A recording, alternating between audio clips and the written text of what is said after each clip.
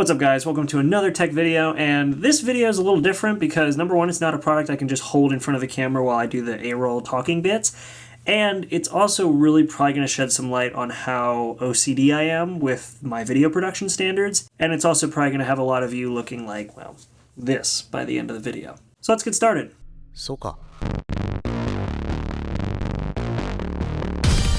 So I did a poll the other day about which tech videos you guys wanted to see next. The last video was, of course, about the iPhone XS Max, and this one, which was the second place, was my eGPU, the Blackmagic RX 580 by, well, Blackmagic. This is an external graphics card that is designed to be completely silent on your desk. It's supposed to sit there dead silent while you're doing all of this intensive video work, and it's supposed to help with general graphics performance on machines that are either not that great with graphics performance or just don't have graphics cards in general and run off the Intel integrated GPU that comes with them. And when I talk about computers, I'm referring exclusively to Apple computers, Macs, period. That's all it's going to work with unless you really want to try to fiddle around with some eGPU settings in Windows to try to get it to work, but generally this is actually designed in cooperation with Apple to work with their high-end desktops. So this isn't really going to be a long video because I figure most of you aren't even going to buy this,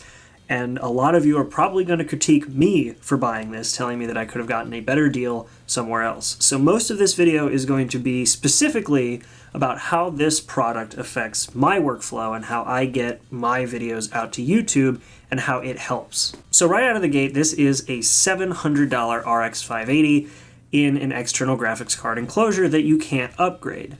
Now, this is the first point where I'm sure a lot of you are going to critique my choice in external graphics cards because the eGPU enclosures normally are somewhere in the neighborhood of about $130 to $140, and for this specific example, the RX 580, it's really not that expensive to find one of those nowadays. It's usually about $130.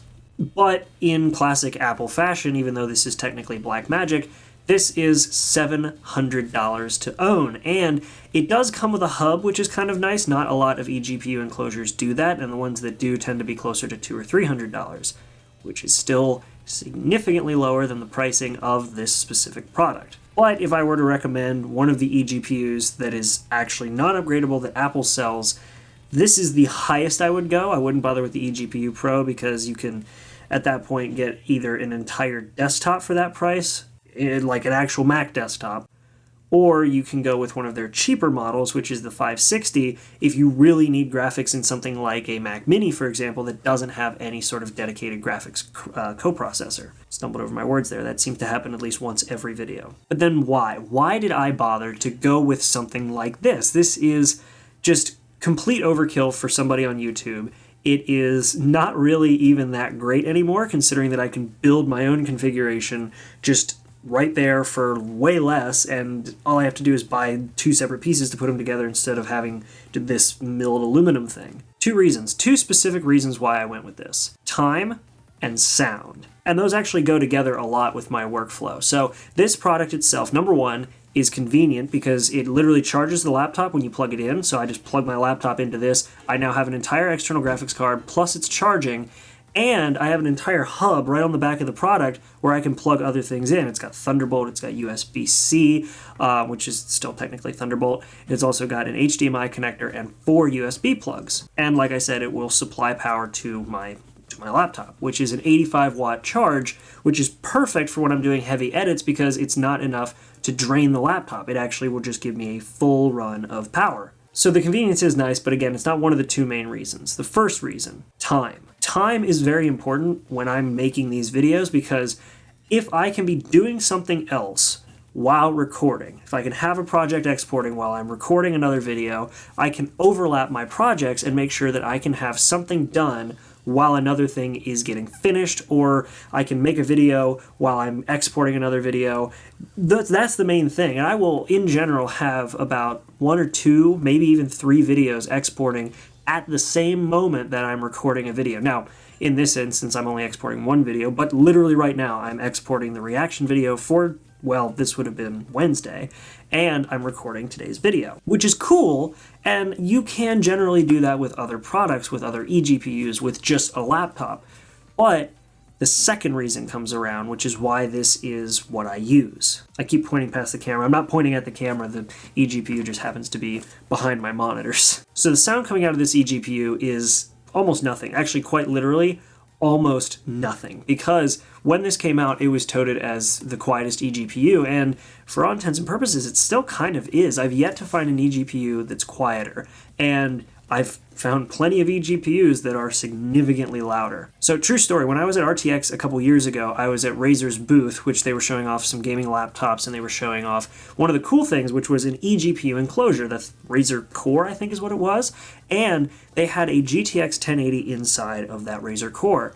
And I kid you not, between the fans of the enclosure and the fans of the GPU, you could actually hear the noise of that eGPU over the ambient noise of the show floor. It was that loud. Now, while sound is very important for me, performance is also pretty good. It does actually drop my render times by about a minute, which does help in the longer videos where I have to wait for videos to export. It just helps. So for my specific purposes, when I'm exporting these videos, they are not easy videos for most computers to export. I take, on a regular basis, a 4K clip, sample it down to 1080p, when I go to export my videos. All my reaction videos are done this way. All of my actual tech reviews are done this way. Every video that I've done in the past probably 4 to 5 months have all been downsampled 4K so that I can have the highest quality possible while still giving you guys what you're looking for. I want to have more editing flexibility and not sacrifice in quality. So those are not easy clips to work with, and if I were to just let my laptop do that straight, it would sound like this.